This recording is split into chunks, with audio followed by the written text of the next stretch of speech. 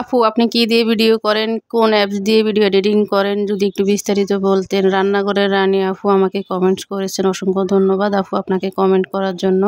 এখানে এসে সবার এত এত ভালোবাসা পাই, আলহামদুলিল্লাহ। সবাইকে ভালোবাসা দেওয়ার চেষ্টা করি। আজকের ভিডিওতে আমি কোন অ্যাপস দিয়ে ভিডিও এডিটিং করি, তারপরে হচ্ছে কি স্ট্যান্ড দিয়ে হচ্ছে ভিডিও করি, সেটা নিয়ে থাকছে কথাগুলো। তো কেমন আছেন সবাই? আসসালামু আলাইকুম। নিশ্চয়ই ভালো, আলহামদুলিল্লাহ আমিও ভালো আছি। তো সকাল সকাল ভিডিওটা শুরু করে দিলাম। এখান দিয়ে হচ্ছে রিকশা মাছ ভাজি করতেছি। আমাদের ঘরে অনেকে হচ্ছে রান্না করলে খায় না, বা শুধু ভাজি করে দিতে হবে, পরে ভাজি করে দিলাম। আর হচ্ছে পাতলা লাল রান্না করে দিলাম। অনেক অনেক ভালো লাগলো, আলহামদুলিল্লাহ। আমি তো ভাজা ভরা একদম কম খাই, তো তাদের জন্য তো করতে হয়। মাঝে মধ্যে হচ্ছে মাখা তরকারি খেতে চায় না, যাই হোক তো করে দিলাম।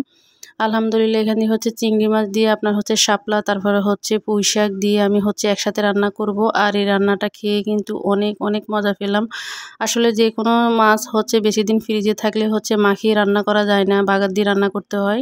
তো মাছগুলো হচ্ছে অল্প কয়েকদিন হচ্ছে ফ্রিজে রাখছি, সেজন্য হচ্ছে সবসময় চেষ্টা করি মাখিয়ে রান্না করার। আর এভাবে মাখিয়ে রান্না করলে কিন্তু অনেক অনেক ভালো লাগে। মাছগুলোর কালার কিন্তু অনেক সুন্দর আসছে। তো আমি এখন তরকারিটা বসাই দিব।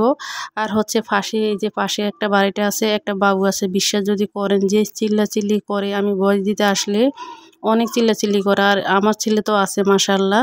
আর চিল্লাচিল্লির কারণে হচ্ছে ভয়েস দিতে আসলে আমার অনেক সময় লেগে যায়, অনেকবার কাটতে হয়, খুব কষ্ট লাগে। নিজের ছেলেকে তো কিছু বলা যায়, অন্যদের হচ্ছে কিছু বলাও যায় না। অনেক সময় নিয়ে হচ্ছে ভিডিও এডিটিং করতে হয়, কিছু করার নাই। ভয়েস দিতে গেলে সমস্যা দেখা দেয়, ভয়েস দিতে গেলে হচ্ছে চিল্লাচিল্লি শুরু করে দেয়। এই ভয়েসটা দিতে এসে আমি হচ্ছে 4 থেকে 5 বার কাটলাম আর কি। তো যাই হোক, কষ্টের কথাগুলো আপনাদের সাথে শেয়ার করলাম। আর এখান থেকে হচ্ছে রান্নাটাও বসাই দিছি। আর যেটা নিয়ে আমি কথা বলছিলাম সেটা হচ্ছে কোন অ্যাপস দিয়ে আমি ভিডিও এডিটিং করি, আর হচ্ছে কোন স্ট্যান্ড দিয়ে। আসলে আমি এই পর্যন্ত স্ট্যান্ড নিই নাই। তো 1 সপ্তাহ হয়েছে আমি একটা স্ট্যান্ড নিয়েছি। 1 সপ্তাহ হয়নি, 2 সপ্তাহ হয়েছে। 130 টাকা না 40 টাকা দিয়ে। আমার কাছে খুব ভালো লাগলো স্ট্যান্ডটা, দেখাইতে পারলাম না, ভুলে গেছিলাম। যাই হোক, তো যখন আমি ভিডিওতে ভয়েস দিতে আসলাম দেখলাম যে আমি তো স্ট্যান্ডটা হচ্ছে শর্ট নিই নাই। আমি যে অ্যাপস দিয়ে ভিডিও এডিটিং করি সেটা হচ্ছে ইনশট। ইনশট দিয়ে আমি আগে পারতাম না, কিন্তু যখন আপনি চেষ্টা করবেন তখন কিন্তু আসলে হয়ে যায়। আর ইনশট দিয়ে ভিডিও এডিটিং করাটা কিন্তু একদম সহজ। আমি প্রথমে হচ্ছে আইডিতে যখন কাজ করছিলাম 2-3 মাস, তখন কিন্তু আমি ক্যাপকাট দিয়ে এডিটিং করছিলাম। মাঝখানে হচ্ছে ক্যাপকাট দিয়ে যখন এডিটিং করতাম লোগোটা যাইতো না, সেজন্য হচ্ছে ক্যাপকাটে এখন আর এডিটিং করি না। এখন কিন্তু আবার ঠিক হয়ে গেছে। তো আমি এখন ইনশট দিয়ে হচ্ছে ভিডিও এডিটিং করি, আমার কাছে ভালো লাগে। ইনশটে ভিডিও এডিটিং করতে কিন্তু আমার কাছে অনেক সহজ হয়ে গেছে।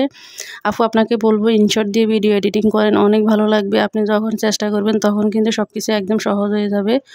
প্রথম কিন্তু আমার কাছে অনেক কঠিন মনে হইতো। আমি কিন্তু অনেক অনেক চেষ্টা করেছি, করার পরে হচ্ছে কারো কাছে শিখি নাই এডিটিংটা।